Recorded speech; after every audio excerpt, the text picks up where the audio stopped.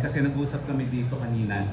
Sa lahat ng mga diva, ikaw lang yung hindi masyadong nag-dabble into acting. Lahat nag-acting, Regine, Pops, Shasha, ikaw hindi masyado. Bakit?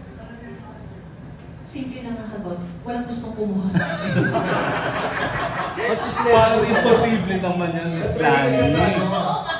Hindi kasi di ba minsan kapag meron kang iniisip, yun yung mangyayari. Di ba? Kasi nung time na yun, nung 2000, year 2000, 2001, yung nagkaroon ako ng very first major concert ko sa Araneta Coliseum.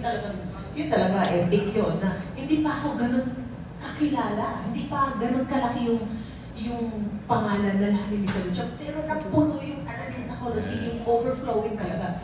So, ano nga ulit, balik mo nga yung question. Yun nga po, bakit? Yung acting. So, yung time na yun, maliliit pa ang anak ko noon. Parang, ilan taon ba siya? Yung isa 7, yung isa magte-10. So talaga inisip ko na eto pa lang, sa singing pa lang, di ba? Meron akong, SOP pa nun, di ba? SOP pa nun.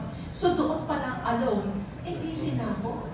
Nanay na ako nun, di ba? Ang liliit pa ng anak ko nun. Kaya, asking sa ito, inisip ko, ayoko mag-artista. Walang lumapit sa akin na overrated ako. Oo, kaya kung ano yung iniisip mo, yun yung mangyayari. Inisip ko, gagaganda ko. Ganun. Ganun lang. Ay, hindi nila nakuha. Hindi nakuha. Hindi, so kaya ang nangyari, puro ako, movie theme songs, ako kumakanta, tsaka mga teleserye. So kahit teleserye yung acting walang offer sa'yo before? Kung meron nung mag-offer sa akin, gusto kong kontrabida ako. And one last question, Miss Lani, kung aarte ka, sinong artista ang gusto mong maka-eksena at bakit? At sampalin. Hindi naman necessarily. Kontrabida gusto na, di ba sa sampalin? Sino ang gusto mong sampaling artista at bakit? Gulay, oo nga, no? Teka, hindi ko pa napag-isipan yan, ha? Sandali nga.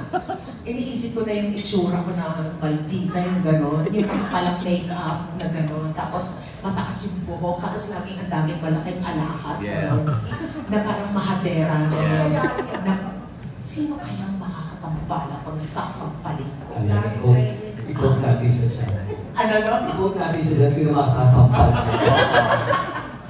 Ano yan? Pag-iisipin natin yan. Kasi natanong na ako niyan eh. Kung gusto ko ba daw na bida o kontrabida. Sabi ko gusto kontrabida. Si Sa Regine, itsura ko na to, pwede ba akong tweetang? Kasi hindi naman. si Regine ba o si Miss Ai gusto mong masampal in front of the camera? Si Ai na lang, at least ano yan. Oo, kilala ako ni Ai. Thank you, Miss Lani. Salamat. Thank you very much, Romel Gonzalez.